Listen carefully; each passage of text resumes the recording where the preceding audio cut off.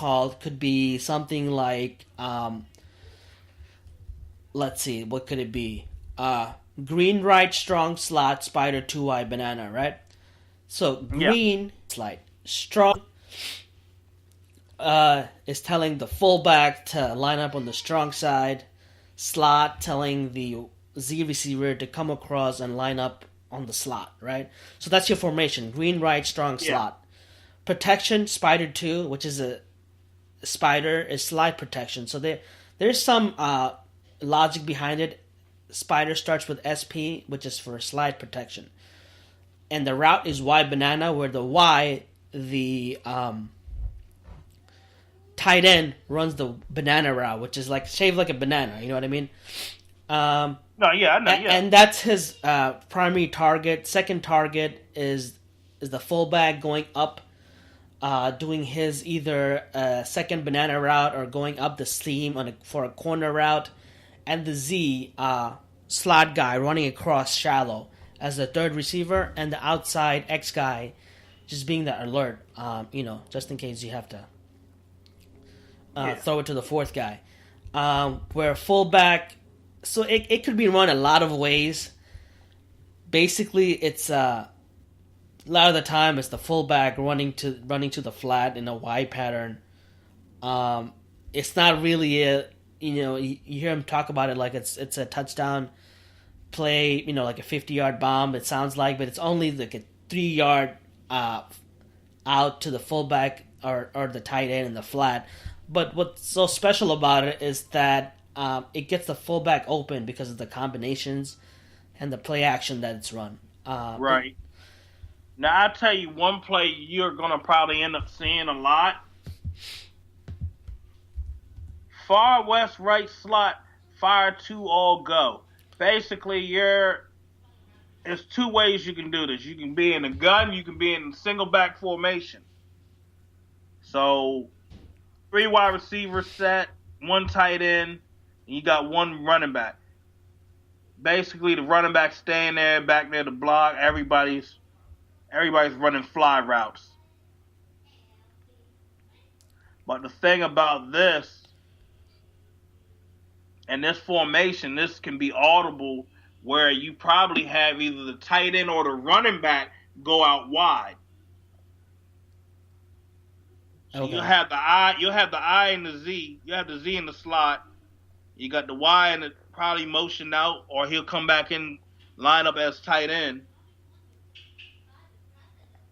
And the Z, basically the zebra, the running back, he's gonna basically, he can run out or he can run and cut back in. So the concept that John Gruden has put together and created within 20 years, I'll say within the past 20 years. I mean, this guy, his offense, in my opinion, it was ahead of his time. It's just, a lot of people said it's just too much to learn. Yeah, and I think he'll simplify it as well because he wants the offense to go fast. You know what I mean? Play fast, don't overthink it. We're going to be seeing a lot of hurry-up offense out of this We're going to see a lot of hurry-up offense, especially with this team. Mm.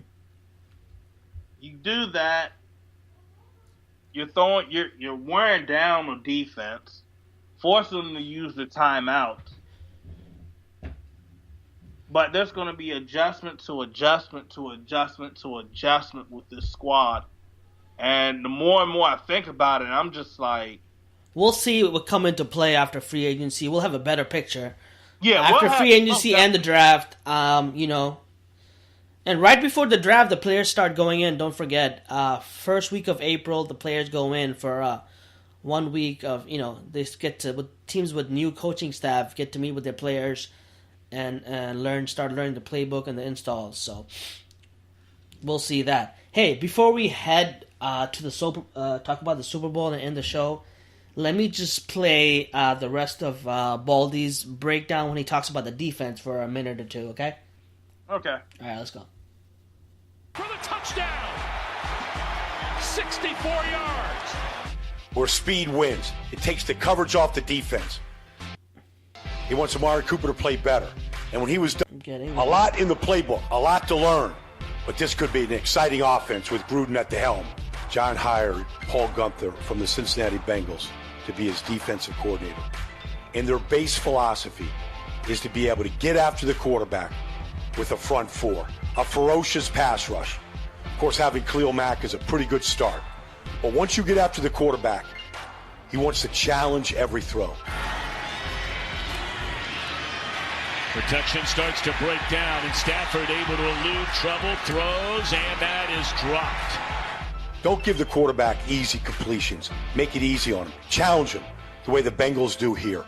Tight, sticky man coverage behind that front four rush.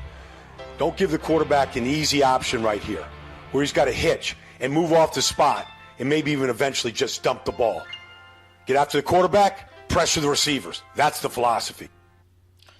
So what I take away from that is you need 4 guys up front, all of them who can rush the passer, and the rest of the guys, the linebackers and the cornerbacks who can jam and cover man to man.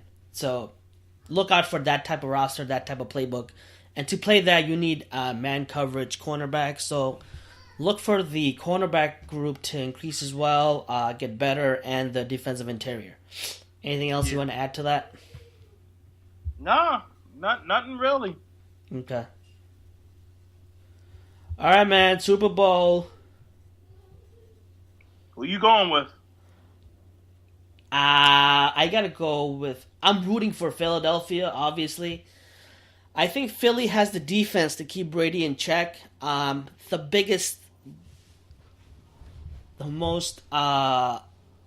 think the most important player in this game will be Fletcher Cox.